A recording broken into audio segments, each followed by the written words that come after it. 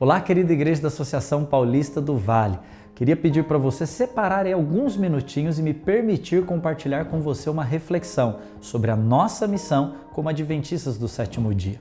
O primeiro texto que eu escolhi para introduzir essa reflexão, ele está no primeiro livro do Novo Testamento, o Evangelho de Mateus, no capítulo 28, dos versos 18 a 20. A minha tradução, ela diz assim: Foi-me dada toda a autoridade nos céus e na terra. Portanto, vão e façam discípulos de todas as nações, batizando-os em nome do Pai, do Filho e do Espírito Santo, e os ensinando a obedecer tudo o que eu ordenei a vocês. E eu estarei com vocês todos os dias até a consumação dos séculos. Essas são palavras de Jesus, e o texto que nós acabamos de ler, ele é conhecido como a Grande Comissão.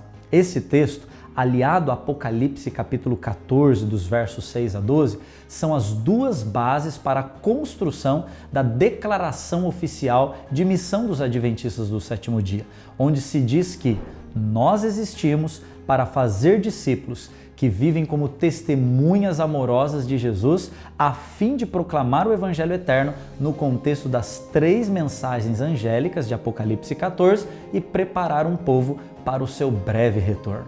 Perceba que em nossa declaração de missão como adventistas do sétimo dia, o discipulado e o testemunho, eles aparecem como caminhos, ferramentas para o cumprimento de um objetivo muito maior da igreja, que é a pregação do Evangelho. Nada deve substituir ou perverter essa tarefa. Ela é a razão da nossa existência. A escritora norte-americana Ellen White, voz profética para os adventistas, ela confirma esse pensamento ao dizer que aos adventistas foi confiada a última mensagem de advertência ao mundo, uma obra da mais solene importância. 2 pontos. A proclamação da primeira, segunda e terceira mensagens angélicas.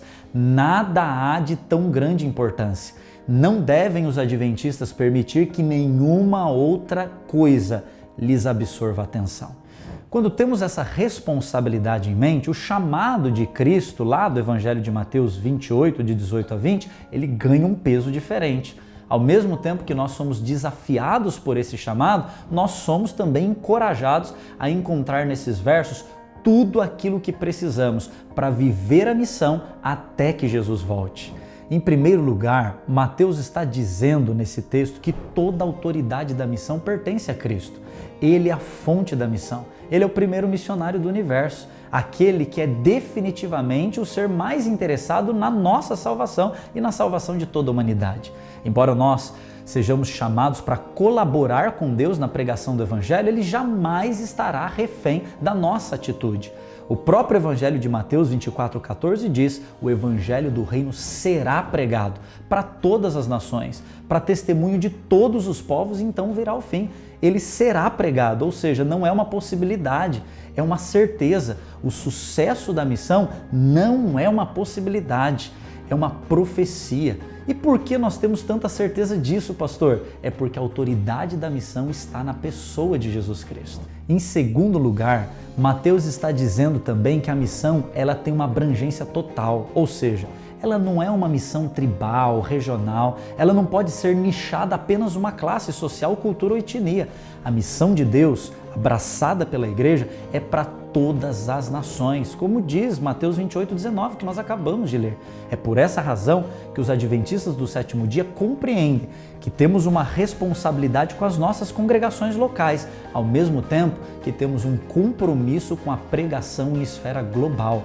Os nossos pioneiros, eles foram enviados às missões transculturais. Você conhece essa história. O nosso sistema de ofertas, ele apoia a missão em outros países. E em nossos dias está havendo um despertamento, especialmente entre as novas gerações, a fim de preparar e enviar missionários voluntários para inúmeros lugares do planeta.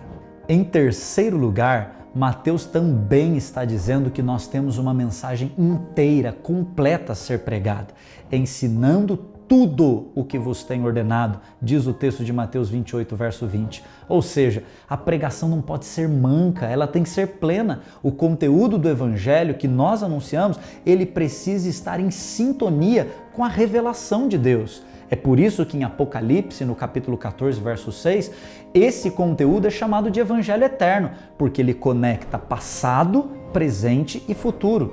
Ele tem implicações em todas as áreas da nossa existência. Ele é o recado de Deus que perdoa os nossos pecados do passado, que nos habilita no presente a viver uma nova vida, uma vida santa, uma vida missionária, e ele traz um recado para o futuro, a esperança de que Jesus muito em breve vai voltar. Por fim, Mateus termina garantindo o sucesso da missão. A razão é muito simples: Jesus estará conosco todos os dias até a consumação dos séculos. Não é assim que termina a grande comissão? Mateus 28, 20. A presença e o poder de Cristo são os fatores viabilizadores da missão. Jesus não é apenas a origem da missão, ele é o dono dela.